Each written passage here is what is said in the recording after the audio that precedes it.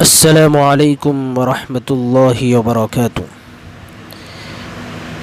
عیدین کی نماز کا طریقہ۔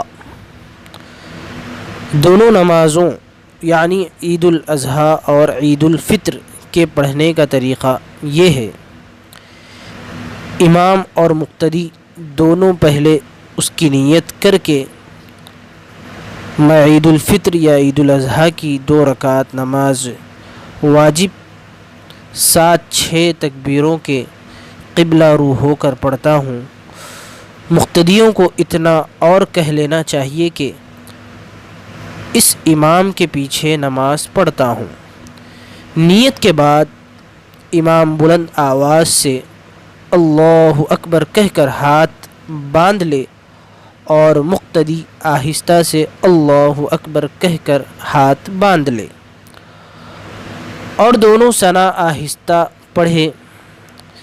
ثنا کے بعد امام پھر بلند آواز سے تکبیر کہہ کر اپنے دونوں ہاتھوں کو کانوں تک لے جائے اور پھر چھوڑ دے۔ تمام مقتدی بھی اس کے ساتھ ایسا ہی کرے۔ پھر دوسری بار امام تکبیر کہتے ہوئے دونوں ہاتھوں کو کانوں کی لو تک لے جائے اور پھر چھوڑ دے۔ مقتدی بھی ایسا ہی کرے۔ پھر تیسری بار امام اور تمام مقتدی تکبیر کہہ کر ہاتھ اٹھائے اور اس بار ہاتھ چھوڑے نہیں بلکہ باندھ لے۔ اب امام آہستہ سے تعوذ تسمیہ پڑھے اور بلند آواز سے سورہ فاتحہ اور قرآن کی کوئی سورہ پڑھے، پھر رکوع اور سجدہ کرے، 1 رکعت پوری کر لے۔ دوسری رکعت میں کھڑے ہو کر پہلے سورہ فاتحہ اور کوئی سورت پڑھے اور جب سورت ختم کر لے تو رکوع میں نہ جائے بلکہ پھر تکبیر کہہ کر دونوں ہاتھ کانوں تک لے جائے اور چھوڑ دے اور مقتدی بھی ایسا ہی کرے۔ پھر تیسری بار امام تکبیر کہہ کر ہاتھ اٹھائے اور چھوڑ دے، مقتدی بھی ایسا ہی کرے۔ پھر چوتھی بار امام تکبیر کہہ کر رکوع میں چلا جائے اور اس کے ساتھ تمام مقتدی بھی رکوع میں جائے اور جیسے عام طور پر نماز پوری کی جاتی ہے پوری کرے۔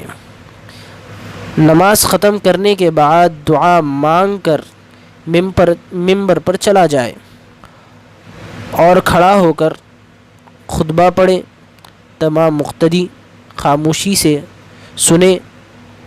اگر خطبے کے بعد امام دعا مانگ لے تو اس میں کوئی حرج نہیں۔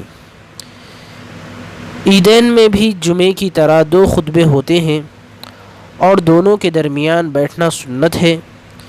عیدین کے خطبے میں بہتر ہے کہ خطبے کی ابتدا میں اور درمیان میں بار بار اللہ اکبر اللہ اکبر لا الہ الا اللہ واللہ اکبر اللہ اکبر وللہ الحمد پڑھے اور خطبے میں عیدین کے ضروری مسائل بیان کرے۔ عیدین کی نماز میں سورہ جمعہ، سورہ منافقون، سورہ اعلیٰ اور سورہ غاشیہ میں سے کسی بھی 2 سورتوں کا پڑھنا سنت ہے۔ یہ عیدین کی نماز کا طریقہ تھا جو کہ آپ کے سامنے بیان کیا گیا ہے۔ آپ اس کو ملاحظہ کریں، اس کو ذہن میں رکھیں۔ والسلام علیکم ورحمۃ اللہ وبرکاتہ۔